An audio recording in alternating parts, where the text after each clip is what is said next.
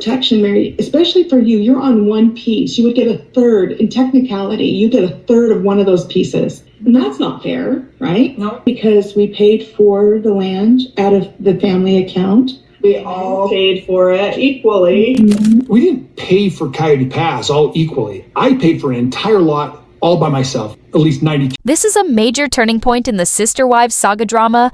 Kody and Robyn Brown have been ordered to finally give up control and pay equity to their bottom line, Janelle and Meri. For those who have been following the slow turn of this wheel, it is rewarding to notice the couple now no longer have any alternates to procrastinate or devise schemes to delay their true entitlements. For years, Kody, along with Robyn, relentlessly tried to demoralize and subordinate the Fs. Janelle and Meri culminated their multi-pronged financial support to Coyote Pass land at least. In 2018, Kody offered a cohesive vision one in which all the wives would contribute to purchase, build, and cohabit on a unified property as they did in Vegas. However, things became laden with complexities the wives were oblivious at hand was a draft of a purchase agreement with covenants and restrictions which prevented the prior seller bound them from erecting single-family residences, plumbing financial hurdles like a loan which needed retiring before construction begins. Just imagine the real estate fireworks, the barren 15 acres of flag stand for almost 2 flag staff dropping their bulk real estate. Flagging bulks, the bond has to be curved and skipped. It was a matter of time and turned into broke after few years. Now, let us cut to the year 2023. After endless wait, the intercontinental loan whiz space, and Fried being prudently paid for, Kody and Robyn would not make a move towards selling or fairly dividing it. For nearly 2 complete years, they doled, unwilling to do the right thing. They, Janelle and Meri, fed up angry from personally witnessing their dreams coming to life, being turned into a hollow exploit of reality, swiftly reached out to some lawyers to strategize. It was both of them, consulting with legal professionals to build a case, collecting information-ready evidence for Meri's claims, and Janelle, who seemed to be doing the heavy lifting, meticulously compiling spreadsheets proving that the funds for the land purchase came from a joint account, a TLC family bank account, that all from a C-list reality TV show acted like contributed to. Everyone from the family considered came together to chip in. Kody, pulling paycheck after paycheck from the TLC show, ribbed directly mocked everyone. Calling claimed that he was in fact the sole investor and champion of finance, who now inexplicably seemed to shift position back and forth. Am I still under a legally binding contract? Wood, too, selling undoubtedly brought endless joy. Sometimes he tore apart out of thin air the empathized on Janelle's daydreaming aspirations achieved, alongside selling the TV Great Hope, and coaxed claimed there were no plans to open Coyote Pass. And he remained adamant. He was still embodying the shared vision for the land as the future Robyn and Chad sanctuary only for the pair them.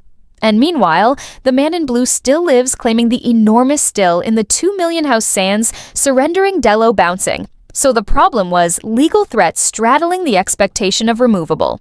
Possibility of being taken to court make intrigued break on the not-bound prime limit legal foundation. Kody and Robyn absolutely buckled at last. Initial public records, Cooper County Court declared not seamless, having enabling at last the deal dubate reached had been closed, has been confirmed per back-end check.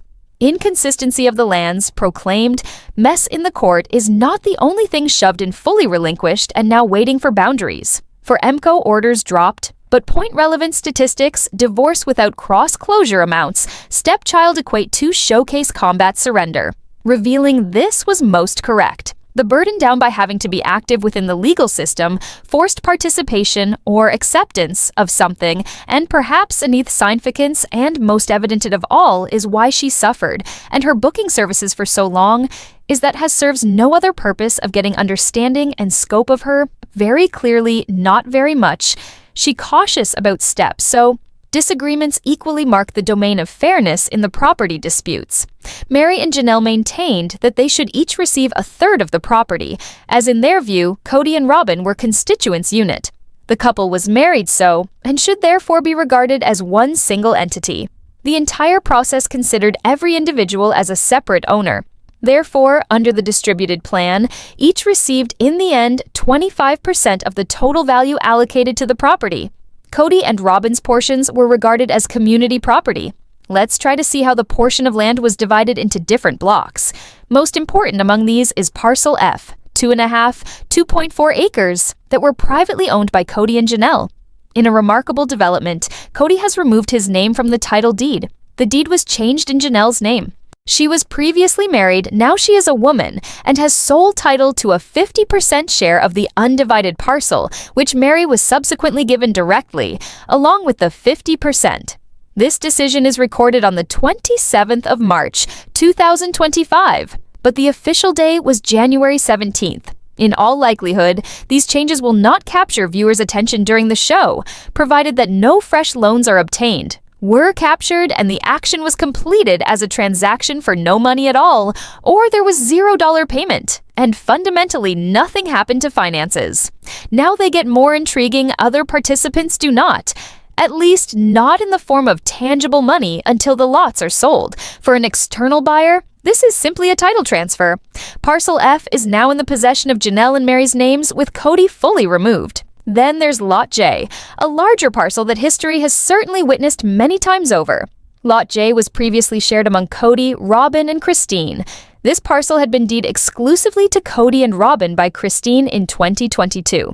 This specific lot is approximately 4 acres, and now it's been altered to add all 4 parties. Cody and Robyn still have an undivided 50% interest as community property, and Janelle and Meri have both been added with a 25% undivided interest.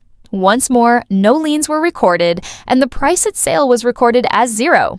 While the deed was signed back in January, the public recording didn't occur until late March. This indicates a drawn-out and lengthy process, but the timeline gets even more outlandish. Based on documents, the real Coyote Pass deal was actually reached much sooner.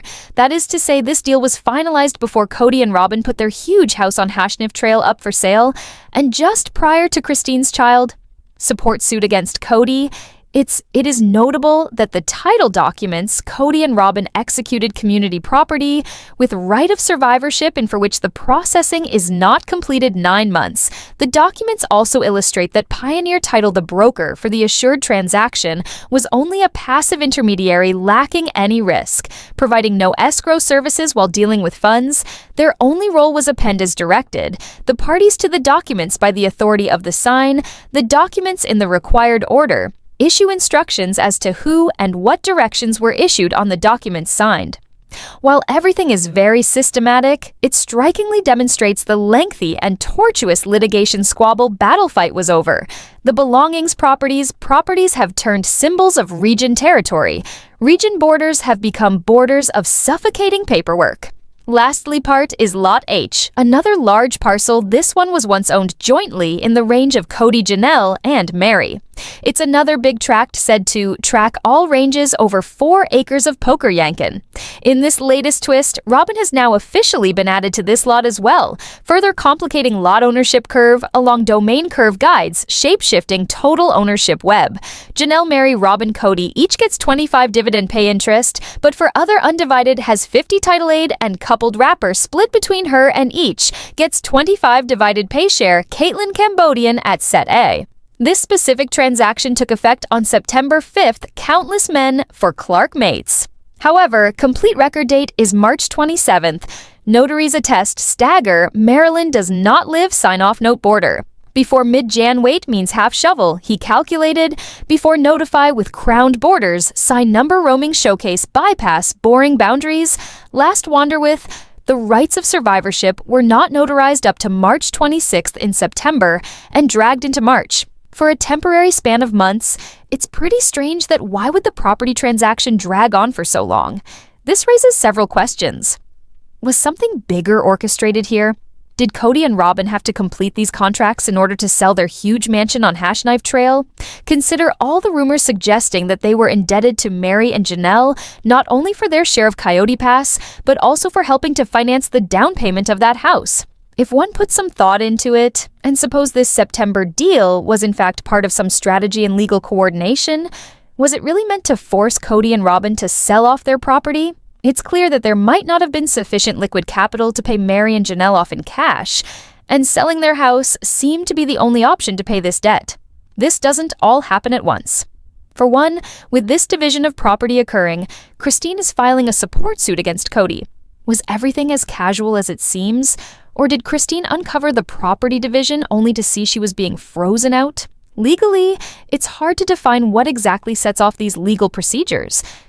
But one thing's for sure, whatever this is about, Christine's case definitely doesn't close. Had it been amicable, there would have been no need for a formal lawsuit. Instead of privately negotiating terms or settling through mediation, she had no choice but to sue Cody for child support and paternity.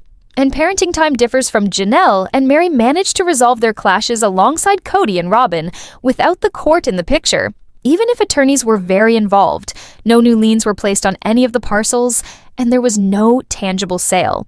Only title changes were made with the cost pegged at zero. So now that Coyote Pass is formally subdivided and each side holds a 25% interest, what then the likely next step would be putting those parcels up for sale. It is a matter of, now that ownership is legally set and documented, that land is bound to be listed for sale, is the statement that was once a joint dream has now augmented into solitary desires, and the foundation laid for the unparalleled collapse of the Brown family's collective investment. As of relation, none of the parcels have been placed on the market. Yet in this, however, I would argue that in the way they've been delineated in the manner Division clearly indicates, they are intentionally designed to be sold. A few weeks back, one of Cody's neighbors claimed that one of his new attempting actively tried to market their own plot of land, so it seems this strategy is bound to happen. Without setting foot on the property, contradict the statement to illustrate the point, which overwhelmingly is sure to highlight matters. On quite the contrary, I'd say that's what makes it essential. Shows the terminations start as soon as these pieces of land get listed for people to buy and sold. That's done, Janelle and Meri would have no legal relationship left with Cody or Robyn. The relationships are uniformly disconnected since all of Meri's only child, along with Janelle's kids, are adults. So there are no actual grounds for contact further than perhaps family weddings. But even that is unlikely, considering how estranged Cody is from most of his adult children. And what is even more striking is probably the end of the show. The document that was rumored to be season 19 of the show seems now likely to release regardless of there being a bow on it. Or if more is still waiting, that news evidently feels certain. This isn't something I would expect, but I must admit, I respect Janelle and Meri for withstanding and asserting their rights alongside holding Cody and Robyn to account Cody uncontrolled days of capitalizing on corporal funds abuse, where overseas Cody only gets 25%. Like every other Aperture payment reserved Herschel payment, they don't get some. Yes, there are those who enter for saying that Robyn is hardship bankrupt scenario justify as contingent forces funding high for Robyn.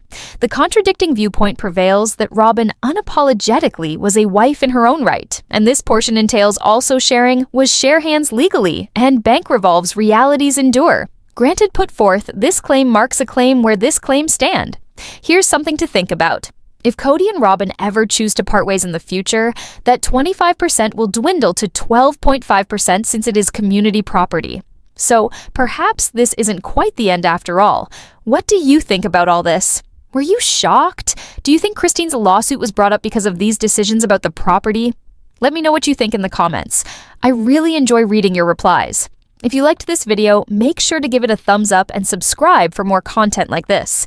Thank you so much for watching, and I'll see you next time.